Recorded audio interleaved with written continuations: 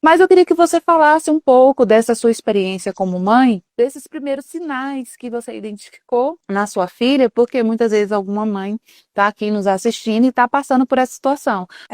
Vou te contar mais ou menos como aconteceu com a gente, né? Qual foi o caminho até a gente chegar nesse diagnóstico. A gente estava preso em casa na pandemia e aí começaram aquelas aulas online. E a minha filha, nessa época, ela estava no pré, agora eu não lembro, pré 1 ou pré 2, alguma coisa assim do gênero, né? E aí, né, o começo tudo flores, né? A gente abria o computador, a criança vinha correndo para a tela, né? E aí ficava ali assistindo a professora. E aí você via, né, as cabecinhas das outras crianças, como elas estavam reagindo à aula. E aí eu comecei a notar, porque eu assistia às aulas junto com ela, que as outras crianças conseguiam reter a atenção à professora por muito mais tempo que a minha filha. E aí a minha filha ficava, sabe, divagando, com o olhar perdido. E aí é uma coisa que a gente, quanto mãe, sempre ouve. Ah, não pode comparar, cada criança tem seu tempo. Super concordo que tenha seu tempo. Mas quando a gente faz uma comparação saudável, né, para a gente perceber essas nuances, né, Sim. eu acho que é importante, eu acho que é saudável. E aí foi nessa comparação que eu falei, gente, tem alguma coisa errada. E aí eu comecei a explicar para ela, eu mesmo, né, os materiais. E eu olhava para ela, filha, o que que a mamãe falou? Luísa, depois dela olhar para mim copiosamente, sei lá, por 5, 10 minutos, ela não sabia absolutamente nada do que eu falei. E aí ela olhava para mim com aquela cara de culpa. Mãe, eu não entendi nada que você fala e chorava, sabe? Com sofrimento. Uhum.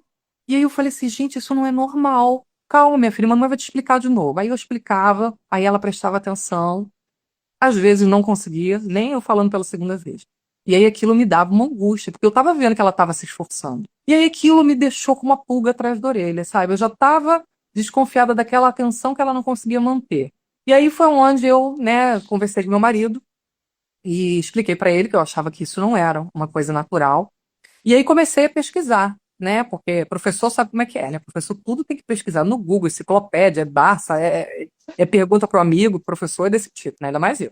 E aí eu fui logo conversar com a pediatra na época, e a pediatra falou assim: olha, se você quiser começar uma investigação nesse sentido, porque assim, o que você está me relatando não tem como eu ver no consultório.